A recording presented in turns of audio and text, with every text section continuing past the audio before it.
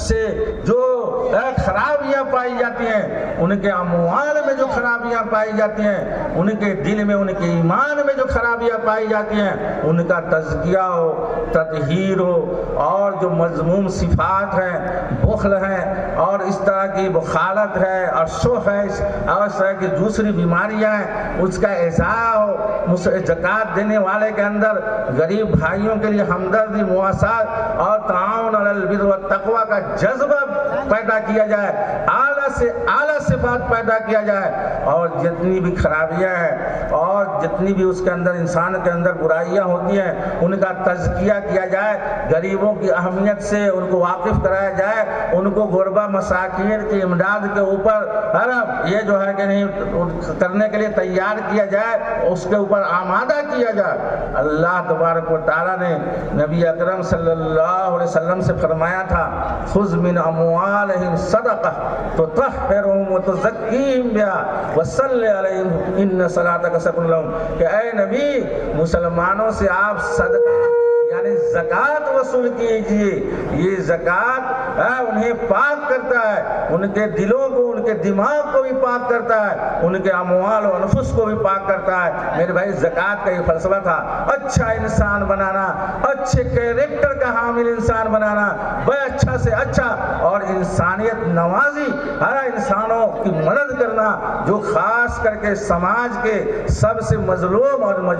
مقہور لوگ ہوتے ہیں، غربا ہیں، مساکین ہیں۔ مصارف زکوٰۃ پر غور کر لیجئے، اسلام نے یہ ضرورت مندوں کی فہرست بنائی ہے جو واقعی بہت محتاج ہوتے ہیں اور جن کو واقعی مدد کی بہت ضرورت ہوتی ہے۔ اللہ نے پوری فہرست بنائی ہے، 8 لوگوں کو اس میں شامل کیا ہے، 8 طرح کے افراد ہیں، اور زکوٰۃ کے مصارف میں ان 8 کو حق کو متعین کیا ہے۔ آپ بتائیے کتنی بڑی انسانیت کی خدمت مقصود ہے ایک زکوٰۃ کی فرضیت کے اندر۔ حج کرتے ہیں، اب اس سے پہلے روزہ رکھتے ہیں، روزہ تو پورا کا پورا مہینہ، جب روزہ کا مہینہ آتا ہے تو انسان بدل جاتا ہے، اور یہ مہینہ ایک دوسری تعلیم دیتا ہے۔ میرے بھائیوں، پورے مہینے کے اندر مسلمان بدل کر کے رہ جاتا ہے، کن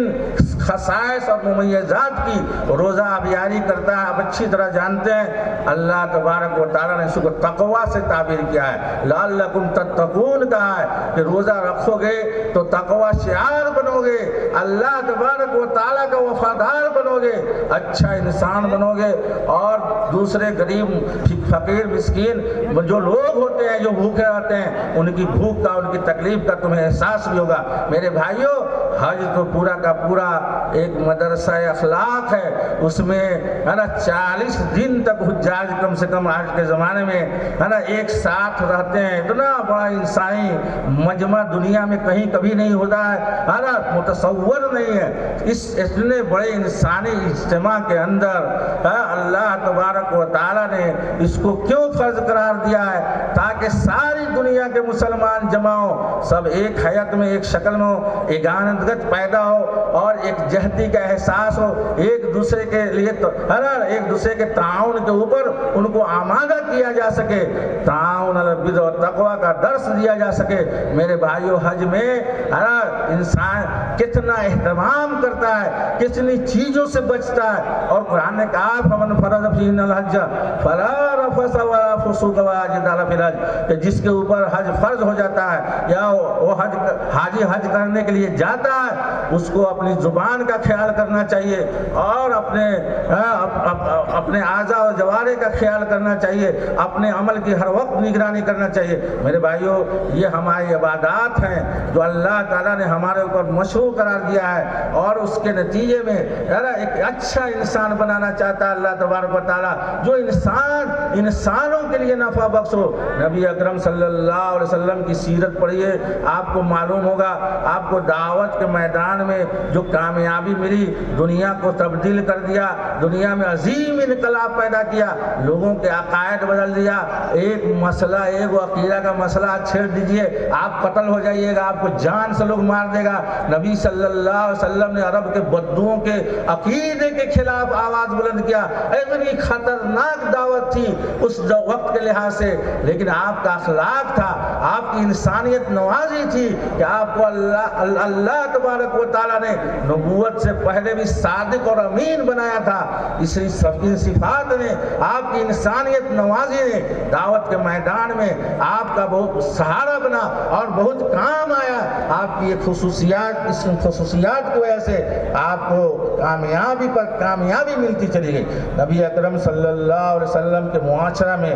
آپ دیکھیے، جس معاشرہ میں آپ نبی بنا کر مبعوث کیے گئے، اس معاشرہ کی کیا حالت تھی، غلاموں کی اس میں کیسی حالت تھی، نوکروں کی، لونڈیوں کی کیا حالت تھی، ان کا جینا اور نہ جینا برابر تھا، بلکہ وہ ان کا مر جانا، لیکن مر بھی نہیں سکتے تھے اپنی طبیعت سے۔ میرے بھائیوں، اتنی بری حالت تھی غلاموں کی، لونڈیوں کی۔ ہمارے دور میں بھی ظاہر ہے سب سے مجبور اور مقہور خدامی ہوتے ہیں، نوکر ہی ہوتے ہیں۔ نبی اکرم صلی اللہ علیہ وسلم نے اس انسانی جو طبقہ تھا، جو سب سے مظلوم طبقہ مانا جاتا ہے، فقراء ہیں، مساکین ہیں، ان کے ساتھ نبی اکرم صلی اللہ علیہ وسلم کا کیا تعامل رہا، اور آپ نے غلاموں اور لونڈیوں کے ساتھ کیا سلوک روا رکھا۔ بہت ساری نصوص ہیں، بہت ساری حدیثیں ہیں۔ نبی اکرم صلی اللہ علیہ وسلم کے خادم خود انس بن مالک رضی اللہ تعالیٰ عنہ بیان فرماتے ہیں، خدمت النبی صلی اللہ علیہ وسلم عشرین فما قال لی اف ولا لما صنعت واللہ صنعت۔ میں نے نبی اکرم صلی اللہ علیہ وسلم کی 10 سال خدمت کی۔ نبی اکرم صلی اللہ علیہ وسلم نے اس لمبے عرصے میں کبھی بھی میرے عمل کے اوپر، کسی بھی حرکت کے اوپر اف تک نہیں کیا، اور نہ کبھی مجھ سے یہ کہا کہ یہ کام تم نے کیوں کر لیا، یا یہ کام تم نے کیوں نہیں کیا۔ یہ نبی اکرم صلی اللہ علیہ وسلم کا اس زمانے میں خدام کے ساتھ اور نوکروں کے ساتھ، غلاموں کے ساتھ۔ نبی اکرم صلی اللہ علیہ وسلم کے بارے میں ایک حدیث ہے کہ جب آپ مدینہ میں ہوتے تھے تو مدینہ کی ایک لونڈی آپ کا ہاتھ پکڑ لیتی تھی، اور وہ آپ اس کے ساتھ جہاں وہ لے جانا چاہتی چلے جاتے تھے۔ اس وقت وہ لونڈیوں سے بات کرنا، غلاموں سے مصافحہ کرنا، ہاتھ ملانا، اور ان کے سامنے یا اس کا کسی انسان کے سامنے آ کے کھڑا ہو جانا، یہ بہت مشکل سمجھا جاتا تھا۔ نبی اکرم صلی اللہ علیہ وسلم کی حدیث ہے، یا ایک حدیث ہے جس میں آیا ہے نبی اکرم صلی اللہ علیہ وسلم کے اخلاق کریمانہ کے سلسلے میں کہ ان امتن کانا اما من اماء اہل المدینہ لتاخذ بید رسول اللہ صلی اللہ علیہ وسلم وتنطلق به حیث شاءت۔ کہ مدینہ کی ایک لونڈی آپ کا ہاتھ پکڑ لیتی تھی اور آپ کو کہتی تھی کہ یہاں چلیے، یہ کام کر دیجئے، یہ اٹھا دیجئے، یہ ہمارا کام کر دیجئے، اس سے یہ بات کر دیجئے۔ میرے بھائیوں، آپ گھومتے رہتے تھے اس کے پیچھے۔ غلاموں کا اس زمانے میں بتائیے اتنی تکریم اور اتنی عزت افزائی کا کوئی تصور بھی نہیں کیا جا سکتا ہے۔ آج بھی غلام پائے جاتے ہیں، نوکر پائے جاتے ہیں، غلام نہیں ہے لیکن نوکر پائے جاتے ہیں، ہے نا۔ نبی اکرم صلی اللہ علیہ وسلم کی ایک اور حدیث سن لیجئے، ٹائم تو میرے پاس کم ہے، کہ آپ نے فرمایا ہے نوکروں کے بارے میں کہ جو تم کھاتے ہو وہی کھلاؤ، اور جو تم پہنتے ہو وہی پہناؤ، اور ان کی طاقت اور قوت سے زیادہ کام کا انہیں مکلف نہ بناؤ۔ دنیا کے کسی بھی خطے میں اور کسی بھی زمانے میں نبی اکرم صلی اللہ علیہ وسلم کے زمانے کے علاوہ اگر اس پر عمل ہوا ہو بتائیں۔ آج کے زمانے میں جو قومیں سب سے زیادہ انسانیت نوازی کا دعویٰ کرتی ہیں، دم بھرتی ہیں، آپ ان کے یہاں نوکروں کی حالت دیکھیے۔ سروینٹ کوارٹر الگ ہوتا ہے، وہ اپنے محلوں میں انہیں نہیں رہنے دیتے ہیں، ان کے لیے الگ گھر بناتے ہیں جو گیٹ کے اوپر ہوتا ہے، اسی میں نوکر رہتے ہیں۔ جو گھر ہر بنیادی سہولت سے محروم ہوتا ہے، اس میں اے سی نہیں ہوتی ہے، پنکھا بھی ڈھنگ کا نہیں ہوتا ہے، اور کچھ سہولت نہیں ہوتی ہے، سروینٹ کوارٹر میں رکھا جاتا ہے۔ اللہ کے نبی نے فرمایا جو تم کھاتے ہو انہیں بھی کھلاؤ، اور جو تم پہنتے ہو انہیں بھی پہناؤ، اور ان کی طاقت سے زیادہ مکلف مت بناؤ۔ انسانیت نوازی کا دعویٰ کرنے والے تو بہت پہلے سے دعویٰ کرتے ہیں، انسانوں کو قتل کرنے کے لیے اتنا خطرناک ہتھیار بنا رہے ہیں، اور جو ایسا خطرناک ہتھیار جو انسان زیادہ آبادی کو ختم کرے، ایسا ہتھیار بنایا جاتا ہے جو ایک پورا بڑے بڑے شہر پہ گرے جو بم تو پورے شہر کو نیست و نابود کر دے، ایسا شہر ایسا ہتھیار بنائیں گے اور کہیں گے کہ ہم تو انسانیت کی خدمت کرتے ہیں، ہم انسانیت نواز ہیں، ہم انسانوں کے حقوق کا خیال کرتے ہیں۔ میرے بھائیوں، نبی اکرم صلی اللہ علیہ وسلم جب دنیا سے جا رہے تھے تو اس وقت بھی نوکروں کے بارے میں آپ نے وصیت کی، الصلاۃ والصلاۃ وما ملکت ایمانکم، گھرے ہوئے جتنے بھی طبقے ہو سکتے ہیں، غربا ہے، مساکین ہے، یتامہ ہے، اور اسی طرح بیوہ ہیں، اسی طرح دوسرے مجبور اور مقہور لوگ ہوتے ہیں، نبی اکرم صلی اللہ علیہ وسلم کی سنتیں ان ضعفاء کے سلسلے میں، جو ضعیف انسان ہے، کمزور ہیں، مدد کے محتاج ہیں، ان کے سلسلے میں نبی اکرم صلی اللہ علیہ وسلم کی کیا سنتیں ہیں آپ سب اچھی طرح جانتے ہیں۔ میرے بھائیوں، آج کے زمانے میں یہ انسانوں کی عزت افزائی ایسی ہے کہ یہ لوگ ہے نا جو مغربی تہذیب کے حامل لوگ ہیں اور سب سے زیادہ ہنگامہ وہی کرتے ہیں، انسانیت نوازی کا بھی سب سے زیادہ دعویٰ کرتے ہیں، جگہ اس کے ساتھ ظلم ہوتا ہے، اتیاچار ہوتا ہے۔ اسلام کے سوا نبی اکرم صلی اللہ علیہ وسلم نے کبھی آپ کے زمانے میں اسلام میں کبھی کسی قیدی کے ساتھ ایذا رسانی کا معاملہ نہیں ہوا۔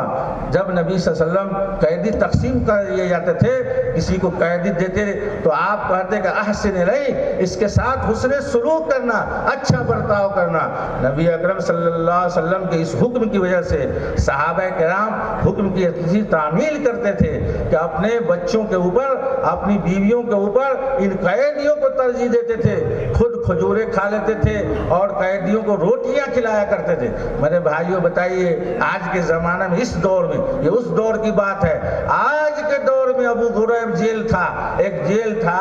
افغانستان میں ابو غریب، بہت بدنام زمانہ، اور ایک جیل تھا گوانتانامو بے میں، وہ بھی بہت بدنام زمانہ جیل تھا۔ انسانوں کے ساتھ کیا ہوا اس جیل میں، اس کی کہانیاں دنیا کو بہت کم معلوم ہو سکی اور سب کو دبا لیا گیا، وہ بنایا ہی گیا تھا اسپیشلی ہے نا اسی لیے تاکہ دنیا کو اس کی حالت کی خبر نہ ملے۔ کیا کیا نہیں ہوا اس کے ساتھ، یہ غلاموں کے ساتھ اور یہ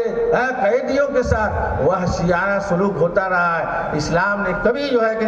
اسلام میں کبھی اس طرح کی ایک مثال بھی نہیں پیش کی جا سکتی ہے کہ کسی قیدی کے ساتھ کوئی کسی مسلمان نے غلط سلوک کر دیا ہو۔ میرے بھائیوں، ہمارا ٹائم ختم ہے، باتیں تو بہت تھی۔ اللہ تبارک و تعالیٰ سے دعا ہے اللہ تبارک و تعالیٰ ہم سب کی حفاظت فرمائے، اللہ تعالیٰ ہمارے دین کی حفاظت فرمائے، اللہ تعالیٰ بیت المقدس کی حفاظت فرمائے، حرمین شریفین کی حفاظت فرمائے